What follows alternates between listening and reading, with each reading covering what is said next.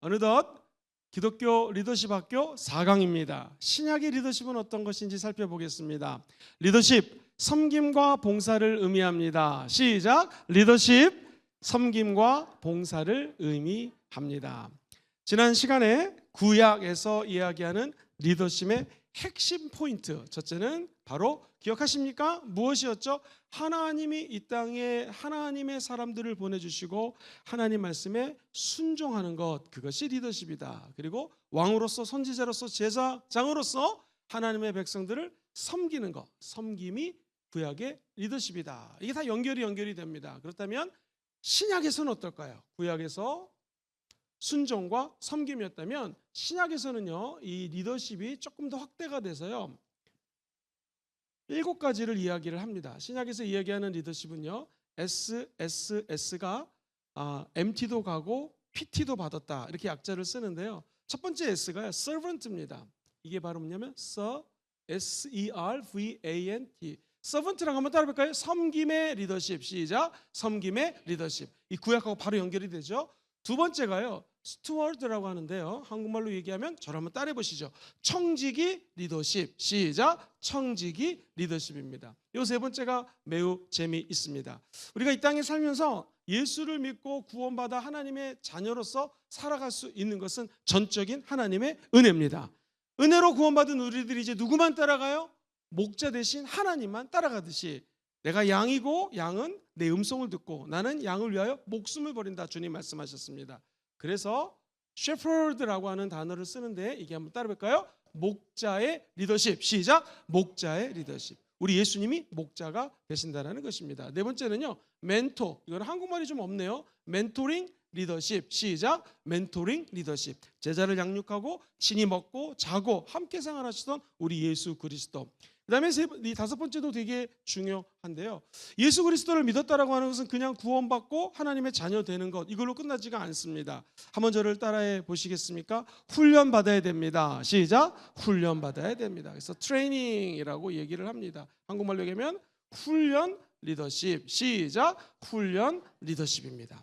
여섯 번째, 우리 순복음에서 매우 중요하게 여깁니다. 파워 리더십. 시작! 파워 리더십. 저는 이것을 번역할 때 그냥 권능이라고 번역하고 싶습니다. 왜냐하면 오직 성령이 너에게 임하시면 너희가 무엇을 받아요? 권능을 받기 때문에. 그리고 마지막 7번째는요, 리더십은 팀워크. 다시 말해서 팀 리더십이라고 하는 것은 무엇입니까? 협력하고 함께하는 리더십. 그래서 우리 구약에서 얘기했던 순종과 섬김이 스펙트럼이 쭉 넓어져 가지고 7개로 요약을 할 수가 있습니다. 제가 아주 짧고 굵게 강의를 할 테니까 집중해서 들으시면 다 이해할 수가 있을 것입니다. 우리 주님이 친히 말씀을 하시는 장면이 오늘 읽었던 본문에 나와요. 마태복음 23장에서 먼저 사람들은 리더가 되고 싶어 합니다. 바리새인들도 리더가 되고 싶었습니다. 그런데 바리새인은 리더가 될 수 없다. 그 이유를 이렇게 설명합니다. 3절 말씀에 보면은 말은 많이 하는데 행하지 않으면 리더가 될 수 없다라는 거예요. 천천히 읽어볼까요? 시작! 그러므로 무엇이든지 그들이 말하는 바는 행하고 지키되 그들이 하는 행위는 본받지 말아라. 그들은 말만 하고 행하지 아니하는. 그렇다면 이 말은 우리 예수님이 리더십에 대해서 어떤 말을 하는 것입니까? 말보다 더 중요한 게 뭐예요?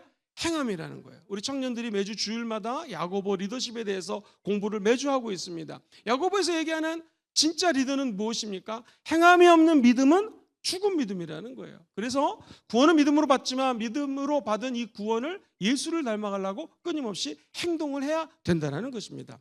그래서 우리 예수님께서 랍비, 제자들에게 선생이라고 칭함을 받지 말아라. 왜 그럴까요? 8절에 보면 이렇게 적혀져 있죠. 시작! 그러나 너희는 랍비라 칭함을 받지 마라. 너희 선생은 하나요? 너희는 다 형제다. 저와 여러분의 선생님은 하나고 우리는 형제자매라는 거예요. 그럼 도대체 질문이 있습니다. 선생님이 누구십니까? 10절에 보면 우리의 선생님은 예수님이라는 거예요. 시작! 또한 지도자라 칭함을 받지 마라. 너희 지도자는 한 분이시니 곧 누구라고요? 그리스도. 예수님이 우리의 지도자고 선생님이라는 거예요. 그래서 우리는 지도자라 칭함을 받을 필요도 없습니다. 옆 사람 인사할까요? 자세히 보니 지도자가 아니시네요. 시작! 자세히 보니 지도자가 아니네. 우리가 편의상 원리더, 리더, 담임 목사님 이렇게 얘기하지, 저도 여러분들도 다 죄인입니다. 맞습니까? 별로 동의를 안 하시는 것 같은데요. 우리는 다 부족합니다. 참 지도자, 참 리더십은 우리 오직 예수 그리스도인 줄 믿습니다. 리더는 그럼 어떤 사람이 되어야 되겠습니까? 11절 우리 예수님이 이렇게 가르쳐 주십니다. 시작. 너희 중에 큰 자는 너희를 섬기는 자가 되어야 된다. 큰 자, 리더는 어떤 사람이 해야 된다고요? 섬기는 자. 이것이 바로 구약에서 얘기했던 섬김과 바로 서번트 리더십, 종의 리더십, 섬김의 리더십과 바로 연결이 되는 것이죠.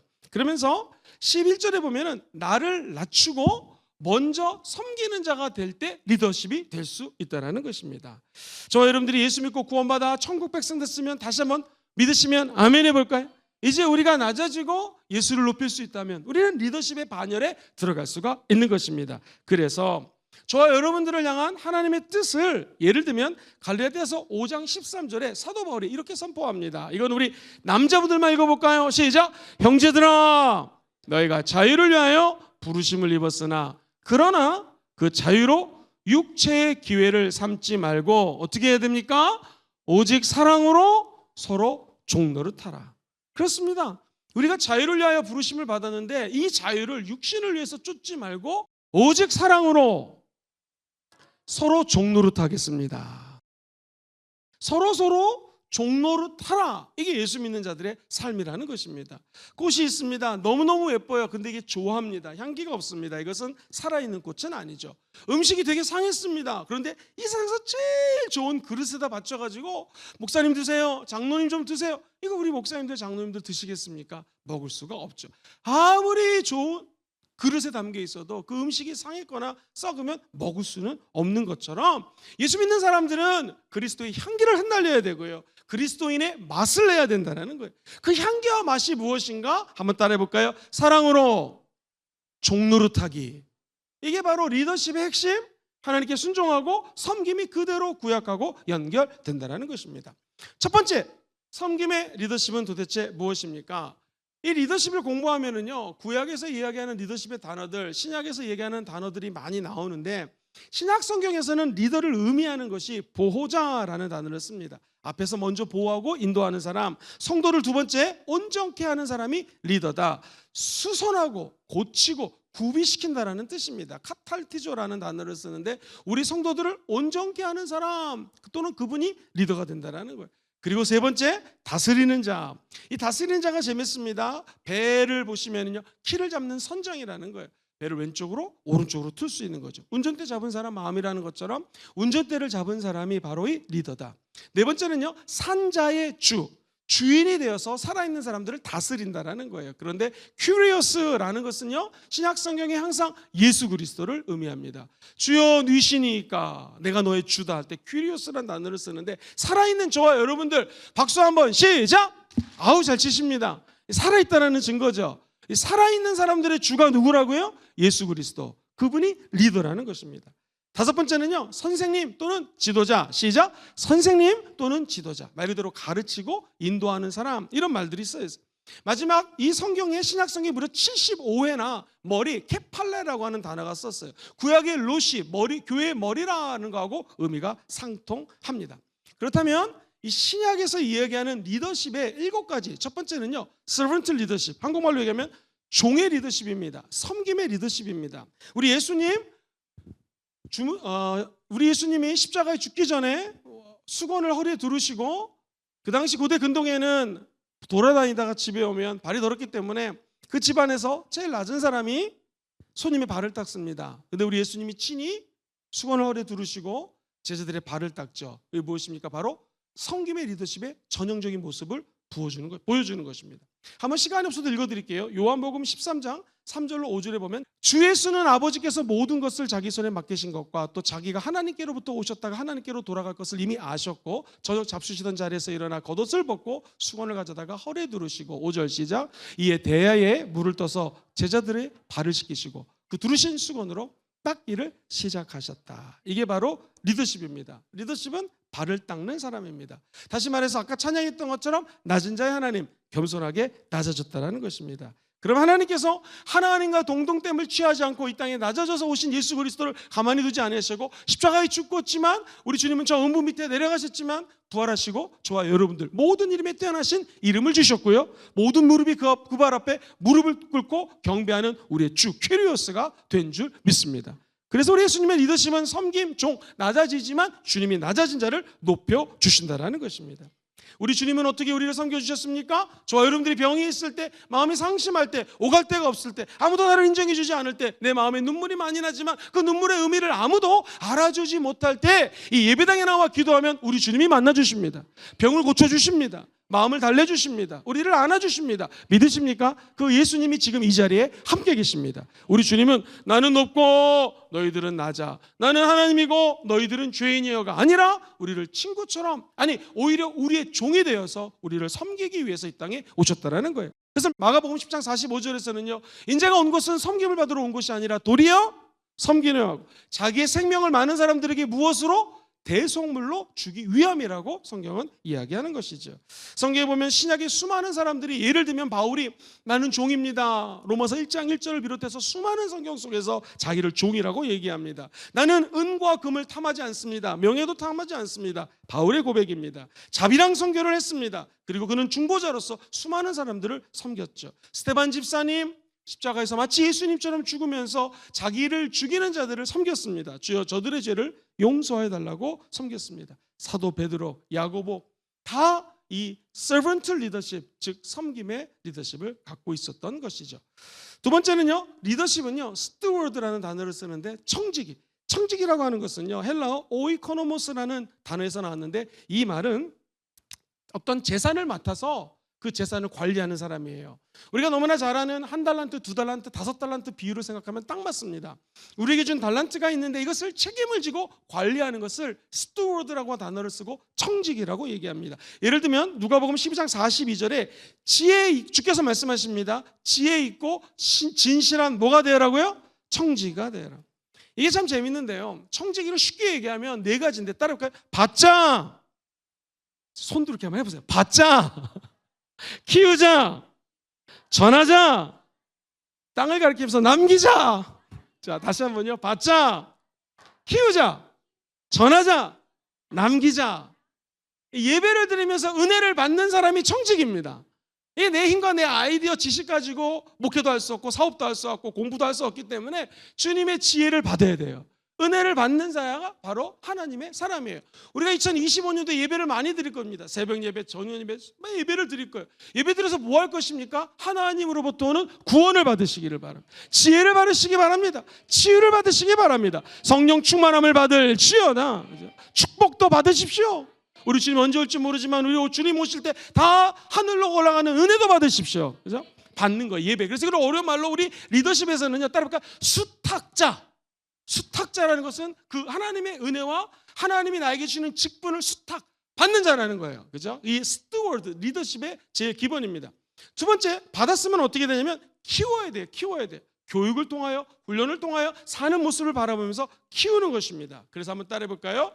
수호자, 시작. 수호자를 지키는 사람, 수호한다라고 해서 리더십에서는 한국말로 수탁했을 뿐만 아니라 수호, 지켜야 된다라는 거예요. 계속해서 말씀을 가르치고 키워내야 된다라는 거예요. 세 번째가 무엇이었습니까? 전하자라는, 전도죠. 전도. 청지기는 나를 전하는 게 아니라 주인을 전하는 것입니다. 전도는 따라해 보시겠습니까? 전달자. 수탁했으면은 내가 이제 하나님의 가운데 수호하는 것을 넘어서서 전달자가 되어야 된다는 거죠. 마지막 남기자는 것은 무엇입니까? 봉사하는 것입니다. 경영하는 것입니다. 2달란트는 4달란트로, 5달란트는 10달란트로 우리가 잘 경영을 하고 봉사를 해서 나에게 주어진 책임을 다 완수하라는 것입니다. 바나바를 보겠습니다. 재산을 팔아가지고 자기의 밭을 팝니다. 그리고 교회의 자원을 책임지는 수탁자였고, 그리고 그는 나눠주는 사람이었고 전달자였고 전도자가 되었던 것이죠. 사도들 보십시오. 과부들이 이쪽 팀 저쪽 팀 음식을 나눠준 것 때문에 이 문제가 생깁니다. 그때 이 사도들이 고민했던 것은 뭐냐면, 내가 하나님으로부터 수탁받은 것은 사도다. 그러면 우리는 말씀과 기도에 전념할 테니까 리더십들을 세워가지고 이런 문제들을 좀 해결해 주십시오라고 하면서 위임하고 그들을 교육합니다. 수호하고 전달하고, 그리고 이 땅에 하나님의 사람을 남기는 일을 했던 것이 바로 사도들입니다. 그들을 우리는 바로 청지기, 스튜어드라는 단어를 쓰는 것이죠. 빌레몬도 그렇습니다. 빌레몬이라고 하는 사람은요, 자기 돈을 훔쳐갔습니다. 자기 걸 가지고 젊은이 말로 띵겨 먹고 토꼈습니다. 이런 전문 용어는 사용하면 안 됩니다. 오네시모라고 하는 사람이 있었는데 이 도둑입니다. 도망자예요. 근데 그를 용서하라 했을 때 하나님이 나에게 수탁한 것이 무엇인가? 사랑이다. 내가 저에게 교육할 수 있고 나눠줄 수 있는 것이 무엇인가? 전달할 수 있는 거리가 무엇인가? 복음이다. 사랑이다 해서 이 빌레몬은 오네시모를 사랑하죠. 바로 사랑, 용서의 청지기가 되는 것입니다. 에바브라라고 하는 사람은 골로새서 1장 7절로 8절에 보면은 골로새 교회의 신실한 사람이었습니다. 이와 같이 우리와 함께 된 종 사랑하는 에바브라에게 너희가 배웠죠. 수탁하고 그 다음에 교육을 하고 그는 너희를 위한 그리스도의 신실한 뭐라고요? 일꾼이에요. 무슨 일꾼? 복음을 증거하는 사람. 그리고 성령 안에서 너희의 사랑을 우리에게 어떻게 했어요? 알게 했다. 전하고 경영하고 참된 일꾼으로 하나님께 영광을 돌렸다라는 것입니다. 바라기는 우리 스모어 금종교의 모든 성도들이 이 청지기 리더십을 소유하게 되기를 주의 이름으로 축원드립니다. 목사님 나는 받은 게 없고 아닙니다. 여러분 믿음의 분량에 따라 은사를 주셨다고 그랬거든요. 그 말은 누구나 다 믿음이 있습니다. 오늘 이 밤에 오신 분들은 믿음이 있어요. 이미 믿음을 받았습니다. 이제 그 믿음을 지키시고 알리시고 전달하고 남기셔서 진짜 스튜어드 즉 청지기적인 리더십과 하나님께 칭찬받는 종 착하고 충성된 종아 시작 착하고 충성된 종아 네가 작은 일에 충성했으니 나의 즐거움에 참여할지어다. 거꾸로 악하고 게으른 종, 착하고 하나님께 신실한 종. 저 여러분들은 기왕이면 우리가 하나님께로 받은 모든 것들을 착하고 순전한 종이 되어서 아버지께 영광 올리게 되기를 주의 이름으로 축복합니다. 세 번째는요, 목자예요. 목자. shepherd라는 단어를 쓰는데 목자의 사랑입니다. 성경 말씀 하나 읽어볼게요. 요한복음 10장 10절. 나는 선한 목자라. 시작. 나는 선한 목자라. 선한 목자는 양들을 위하여. 시작. 선한 목자는 양들을 위하여. 뭐를 버릴까요? 목숨을 버린다고 얘기했어요. 우리 예수님이 내가 목자다. 이 말은요, 양들의 필요에 민감하다라는 거예요. 목자는 지금 양이 목마른지 안 마른지, 머리에 파리가 앉았는지 안 마른지, 파리 새끼가 머리에 알을 깠는지 안 깠는지, 얘가 지금 뭘 필요한지를 목자는 예의주시해서 보고 있다는 거예요. 뿐만 아니라 목자는요, 인도합니다. 어디로 인도해요? 푸른 풀밭으로. 왜 인도해요? 양이 풀을 뜯어먹기 위해서. 꼴을 먹인다고 그러죠. 우리 주님은 저와 여러분들을 하나님의 양식이 있는 은혜의 세계로 인도해 주십니다. 그리고 푸른 풀밭에서 쉼과 안식과 영혼의 꼴을 주시는 분이 우리 예수 그리스도라는 거예요. 그래서 구약 시편 23편 야훼는 나의 목자시니 내게 부족함이 없다는 거예요. 왜냐하면 그분이 다 돌봐주시고 인도해 주시고 먹여주시고 살려주시기 때문에 그렇습니다. 그러면은요, 목자는 양을 압니다. 그래서 양의 이름을 부르면 양이 몇 마리가 들어왔는지를 목자는 다 안다라는 것입니다. 오늘 말씀처럼 목자는 양을 위해서 목숨을 버립니다. 우리 예수님이 왜 우리의 목자입니까? 십자가에서 저와 여러분을 위해서 처절하게 목숨을 버렸기 때문입니다. 마지막으로 목자는 어떤 사람입니까? 성경에 보면 잃어버린 양에 관심이 많습니다. 시작. 잃어버린 양에 관심이 많아요. 저와 여러분이 진짜 목자의 리더십을 갖게 된다면 잃어버린 양, 교회를 떠난 사람, 하나님 나라의 실족한 영혼들에 대한 관심을 갖게 된다는 거예요. 우리 예수님은 지금 이 순간에도 이 어려운 시국에 하나님을 찾고 나온 여러분들을 끝까지 인도해 주실 것입니다. 뿐만 아니라 저 세상에 백슬라이딩, 미끄러져 가지고 나간 사람들, 주님을 모르는 자들에게 우리 주님은 관심을 갖고 계신다는 거예요. 이 로이 하나님, 야훼 로이 하나님 구약에서 얘기하는 것이 바로 이 섬김과 목자가 섬김과 연결이 되죠. 그리고 이 목자는 하나님의 사랑을 증거하는 것을 샘플링으로 말씀해 주고 있습니다. 네 번째는 멘토인데요. 멘토링이라고 하는 것은 이 코칭 리더십, 멘토링 리더십, 그 다음에 상담이 좀 틀립니다. 상담은 내담자와 12주라든가 15주 계획된 시간을 만나서 심리학적인 방법이라든가 기독교 성경적인 말씀을 가지고 이분이 안에 있는 모든 어려움들을 듣고 경청하고 다시 방법론을 제기하는 것이 만약 상담이라고 얘기를 한다면, 멘토링은요, 나에게 멘토링을 받는 멘티가 있으면 그분의 모든 것들을 제가 다 도와드릴 수가 있습니다. 이걸 멘토링이라고 그래요. 우리 예수님은 3년 반 동안 이 땅에 오셔서 멘토링을 하셨는데 함께 먹고 함께 자고 함께 울고 우는 자와 함께 울고 웃는 자와 함께 울었습니다. 우리가 지금 여객기 사건이라든가 여러 가지 어려움들이 많습니다. 우리가 할 수 있는 것은 이게 도대체 하나님 뜻입니까? 이런 것보다도 우리는 어리석어서 이게 하나님 뜻인지 아닌지 잘 모르겠습니다. 근데 우리가 할 수 있는 거 한 가지 있습니다. 그건 뭐냐면 우리가 그들과 함께 울어주는 것이죠. 우는 자와 함께 울고 웃는 자와 함께 웃는 것. 이것을 우리는 멘토링이라고 이야기를 합니다. 멘토링은 우리 예수님처럼 함께 모든 것들을 나누는 관계. 예전에 만나교회 김병삼 목사님이 전화가 왔습니다. 목사님, 우리 교회에 많은 장로님들이 계시는데 아무리 생각해도 지금 장로님들과 30대 40대 젊은 리더십들을 보니까 30대 40대 젊은 일꾼들이 지금 60대 50대 또는 70대 장로님들처럼 교회에 봉사를 하지 않을 것 같더래요. 아무리 생각해도. 그래서 본인이 고민한 게 뭐냐면 장로님들하고 30대 40대 젊은 친구들하고 멘토링 관계를 맺어줘야 될 테니 제가 교회성장연구소 소장이었으니까 와서 그 멘토링 프로그램을 짜고 강의를 해달라고 해서 제가 2번 정도 가서 멘토링 프로그램을 짜고 강의를 한 적이 있습니다. 그때 이런 말을 했던 것이 기억납니다.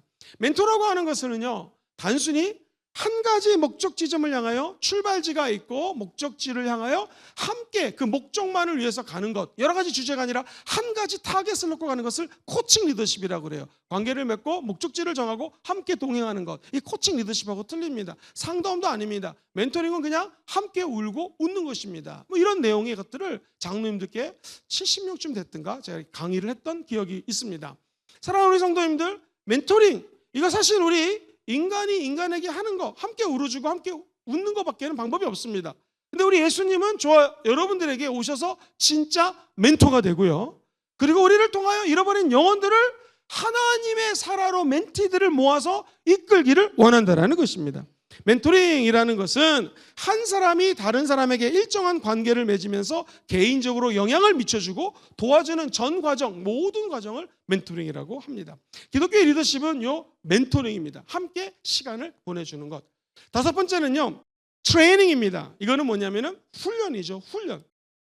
이 어떤 리더도 훈련받지 않고는 리더가 될 수가 없습니다. 그 다음에 6번째는요, 파워입니다. 은사 또는 권능 리더십이라고 표현을 하고 싶습니다. 성령이 너에게 임하시면 무엇을 받아요? 권능을 받는 거죠. 7번째는요, 아무리 뛰어나도 혼자 할 수 있다 없다? 없습니다. 그래서 팀 리더십, 협력해야 된다는 것입니다. 목사님 7개가 쭉 있는데 대표적으로 신약에서 이 리더십을 따랐던 사람들을 한번 얘기해 주겠습니까? 첫 번째 침례 요한입니다. 침례 요한은요, 섬기는 리더십 한번 따라볼까요? 그는 흥해야 되겠고 나는 쇠하여야 하리니. 이 말 속에 뭐가 담겨져 있습니까? 침례 요한, 예수 그리스도는 흥해야 되고 나는 그 발 앞에 납작 엎드려 요한복음 3장 30절처럼 나는 낮아져야 되겠다. 나를 낮추고 하나님을 높이는 것이죠. 이 섬김의 리더십입니다. 주님은 이 세상에 어떤 인간에게 난 자보다도 침례 요한보다 더 뛰어난 자가 없다고 침례 요한을 축복하고 높이는 장면이 나옵니다. 침례 요한은 적어도 예수 그리스도 앞에 신들매를 풀지도 못하겠다라고 고백했던 낮아짐, 그리고 구약에서 얘기하는 순종, 너 나에게 물침례를 베풀어라. 나는 당신의 신발끈도 풀지 못합니다. 아니, 내가 물침례를 베풀려면 아멘으로 베풀라 했을 때 침례 요한은 아멘 순종하죠. 그리고 끝까지 하나님과 하나님의 사람들을 섬깁니다. 그는 청지기적인 리더십을 갖고 있었습니다. 광야에서 외치는 자의 소리가 있어 가로되. 이 청지기는 무엇이냐면 나에게 맡겨준 것이, 따라해보세요, 회개하라, 천국이 갖고 왔느니라. 지금 내가 광야에 외치는 자가 이거 해야 되기 위해서 온 거거든요. 그래서 제가 한번 설명했던 것처럼 고대 근동, 특별히 이스라엘 지역에서 제사를 드리기 위해서는 이스라엘에 올라가야 되는데, 우리 나중에 성지순례를 한번 기도하고 있으니까 한번 가봅시다. 이스라엘은 저 꼭대기이기 때문에 광야에서 올라가야 돼요. 가족들과 함께 12살 넘으면 아빠 엄마가 애들을 데리고 올라갑니다. 그러면 광야에서 외치는 자라는 것은 아무도 없는 데서 외친 것이 아니라 우리가 잘 알고 있는 오순절이라든가 유월절이라든가 이런 77절 때에 많은 성도들이 올라갈 때 그 올라가는 성도들을 향하여 회개하라, 천국이 가까웠느니라. 긴 얘기 짧게 줄이면 우슬초로 정결케 된 사람들은 가운데로 올라갈 수가 있습니다. 아직 정결의식을 갖지 못한 사람들은 사이드로 올라갑니다. 그 사이드와 가운데서 외치는 거예요. 회개하십시오. 지금 절기를 따라 제사 지낸다고 죄를 하게 되는 것이 아니라 메시아가 오는데 그 메시아를 믿고 회개해야 된다는 거예요. 그는 청지기였습니다. 자기가 받은 은혜를 수호했고 수탁했고 교육했고 전도했고, 그리고 하나님의 은혜 가운데 정말 하나님의 열매들을 맺어냈던 스튜어드, 바로 성지기적인 리더십을 갖고 있었다는 거예요.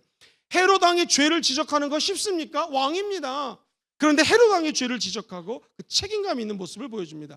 결국 침례 요한은 순교를 당합니다. 침례 요한은 목자였습니다. 회개하라 강하게 책망했지만 양들을 사랑하고 제자들을 사랑했습니다. 그래서 누가복음을 우리가 수요일마다 공부를 하고 있는데요, 그 제자들이 침례 요한의 제자들이 예수님께 와서 질문하는 장면이 나옵니다. 수많은 제자들을 목자로서 키웠고 멘토링을 해줬습니다. 제자훈련, 멘토링. 요한복음 1장 35절과 37절에 보면 이튿날 요한이 자기 제자 중 두 사람과 함께 섰다가 예수께서 거니심을 보고 말하되 보라 하나님의, 지금 멘토링하는 거예요. 하나님의 뭐라고요? 어린 양이다. 그죠? 두 제자가 그의 말을 듣고 예수를 따르거늘 이렇게 적혀져 있습니다. 멘토링하고 함께 대화했던 이 침례 요한의 멘토링 리더십을 엿볼 수가 있습니다. 침례 요한 엄청나게 훈련 많이 했습니다. 광야에서 외치면서 훈련했습니다. 그리고 금식했습니다. 기도했습니다. 옷은 약대, 낙타 옷을 입었습니다. 메뚜기 석청을 먹었습니다. 정말로 힘들게 그 훈련을 했고 또 제자들을 영성 훈련 시켰습니다. 이 트레이닝이죠. 그 다음에 파워. 요 침례 요한은요, 모태에서부터 성령 충만했습니다. 누가복음 1장 15절에 보면 이런 말씀이 있어요. 이는 그가 주 앞에 큰 자가 되며 포도주나 독한 술을 마시지 않냐며 모태로부터 어떻게 해요? 성령 충만함을 받았다. 할렐루야. 우리 교회 자녀 낳는 모든 엄마들에게 성령 충만할지어다. 그래서 우리 교회에서 낳는 모든 자녀들이 엄마 태 중에서부터 성령 충만할지어다. 침례 요한은 엄마 뱃속에서부터 성령 충만했고 성령의 능력의 사역과 연결이 된다는 것이죠. 그 다음에 팀 리더십, 침례 요한 혼자 사역하지 않았습니다. 첫 번째, 예수님과 협력했습니다. 두 번째, 제자들하고 협력을 했습니다. 그래서 성령의 인도하심을 따라 그의 사명, 즉 리더십을 끝까지 완수해낼 수가 있었습니다. 첫 번째가 침례 요한이라면 두 번째 한번 따라해볼까요? 베드로. 베드로는요, 예수님이 발을 씻을 때 했던 말 기억나세요?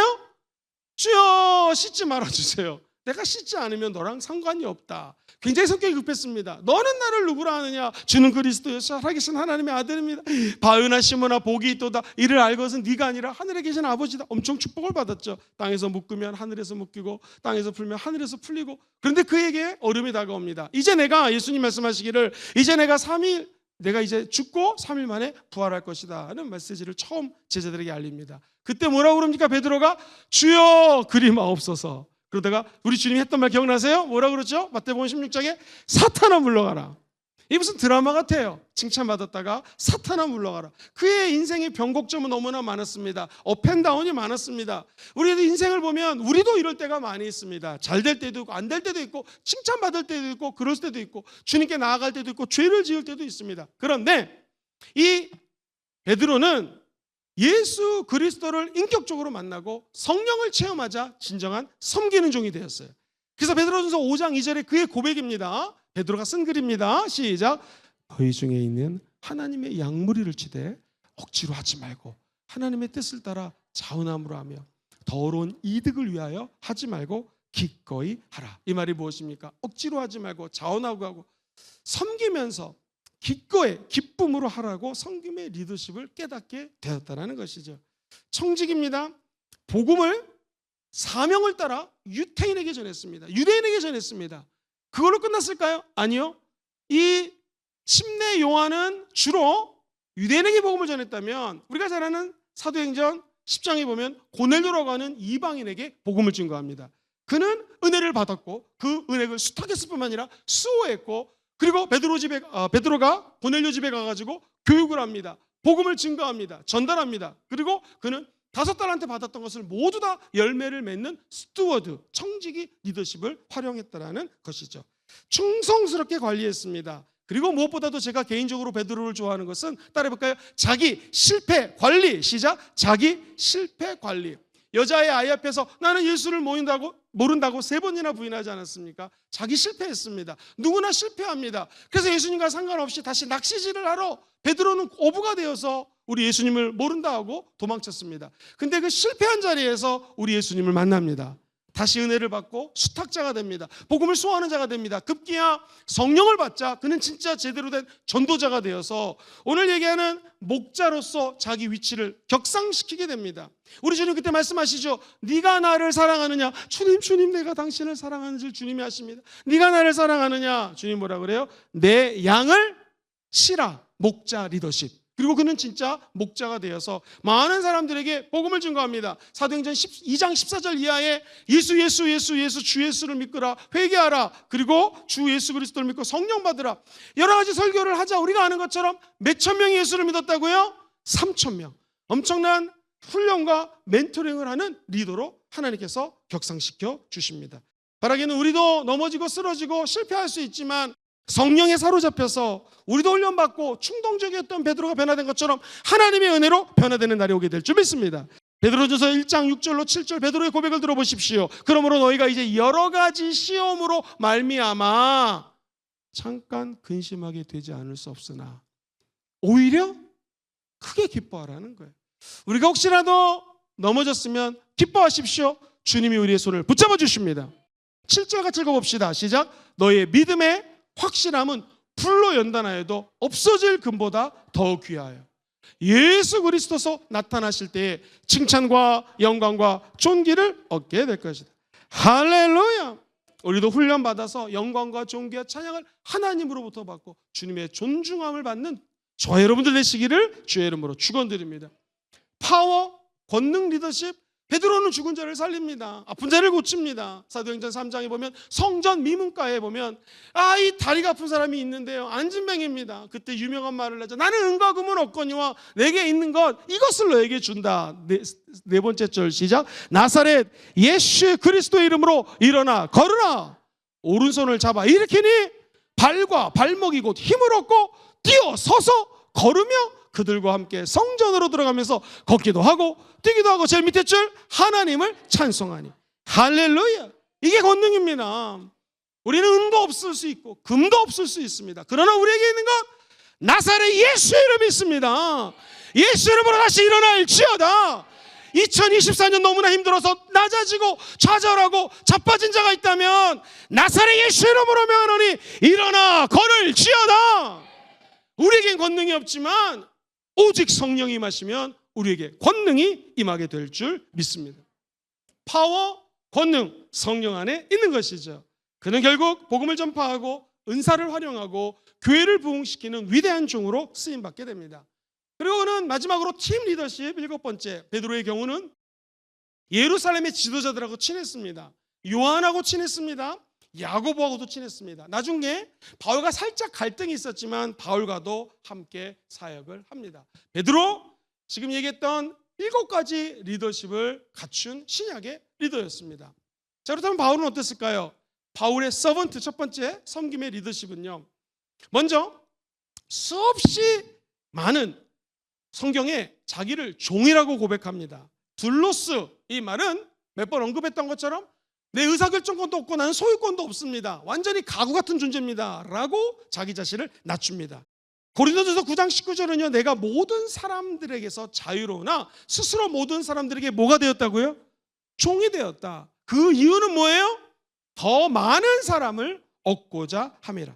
저와 여러분들이 이 교회에 나와서 종이 되는 것은 더 많은 사람을 얻고자 함입니다.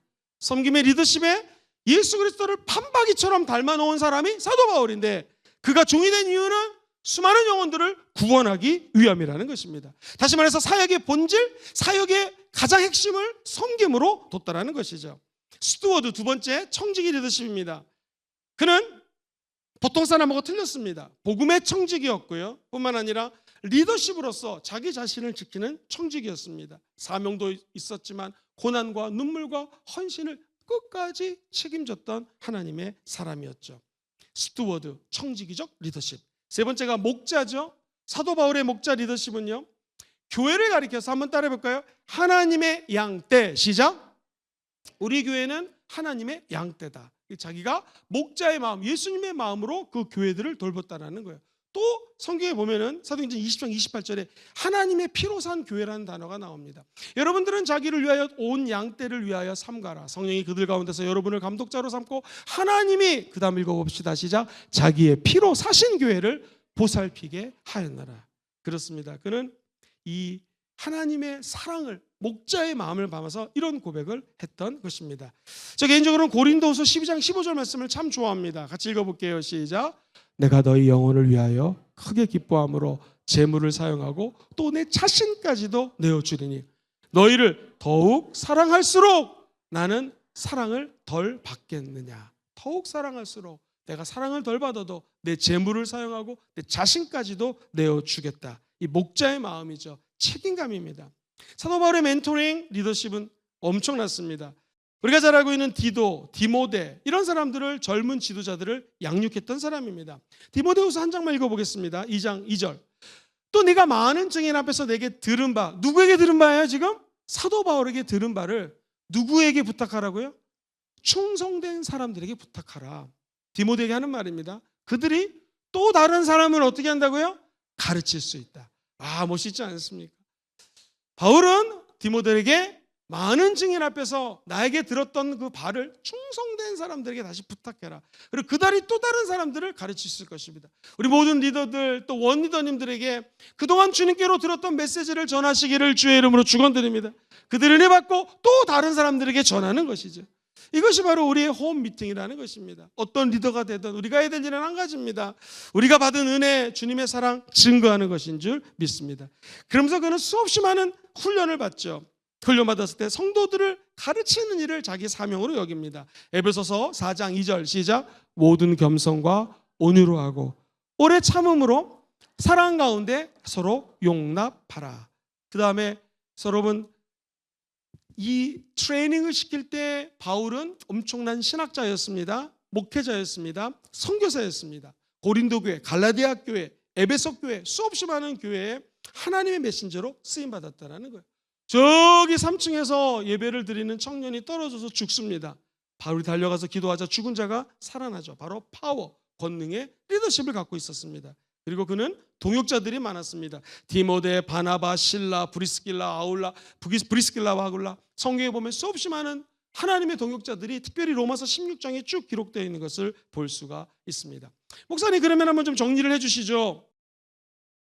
사랑하는 우리 성도님들, 구약의 순종과 섬김을 바탕으로 신약에서는요, 같이 해볼까요? 섬김의 리더십, 청지기, 목자 리더십, 멘토링 리더십, 훈련 리더십, 권능 리더십, 팀 리더십. 제가 침례 요한과 베드로와 그리고 바울에 대해서 말씀을 드렸습니다. 첫날 기독교의 리더십의 본질이 MICRT라는 단어를 썼습니다. M은 미션, 사명이거든요. 이 베드로와 우리가 침례 요한과 바울의 공통점은 뭐냐면 바로 이 사명자라는 것입니다. 침례 요한은 예수님이 이 땅에 오기 전에 먼저 태어났습니다. 하나님으로부터 사명을 받았습니다. 그리고 예수님이 오실 길을 준비했습니다. 베드로는 주님이 직접 부르셨습니다. 제자로. 그리고 사명을 받습니다.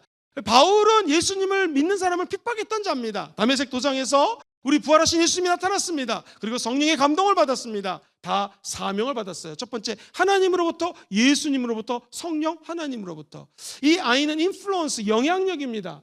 이 기독교 신약의 모든 리더십들은 엄청나게 많은 영향력을 끼쳤던 것이죠. 커뮤니케이션, 하나님과 소통했고요, 이웃들과 소통했고, 제자들과 백성들과 소통했고요, 그리고 자기 자신과 소통하며 끝까지 사명을 이뤘습니다. 세 사람의 신약의 리더들의 공통점이 뭐냐면 리스펙트라고 하죠. 바로 이 하나님으로부터 존중함을 받고 사람들로부터 존경을 받고 자기 스스로를 끝까지 자기 몸을 복종시키면서 존중받을 수 있는 리더십으로 자기 스스로를 향양시켰다는 것입니다. 또 공통점이 무엇이겠습니까? 끊임없는 트레이닝, 훈련을 통해서 하나님의 사람의 자리로 올라가게 되었다는 것이죠. 바라기는 저와 여러분들의 인생에도 기독교의 본질, 하나님의 사명 받기를 주의 이름으로 축원드립니다. 무엇보다도 우리가 이 인생을 살아가면서 청지기적인 리더십, 성김의 리더십, 무슨 리더십이건 수많은 사람들에게 선한 영향력을 끼치기를 바랍니다. 근데 문제는 무엇입니까? 이 선한 영향력을 끼칠 수 있는 능력이 없기 때문에 오늘 이 밤에 우리가 모였습니다. 뭐 하려고? 성령의 능력을 받기 위하여. 그러면 하나님과 소통할 수 있을 것이요, 하나님 말씀에 순종하며 하나님 또 존경함을 받게 될 것이며, 수많은 사람들에게 존경받는 여러분 되기를 주의 이름으로 축원드리고요, 한 번 존경받았다고 끝나는 것이 아니라 끝까지 훈련하면서 끝까지 우리 주님을 닮아가는 저와 여러분 되기를 주의 이름으로 축원드립니다.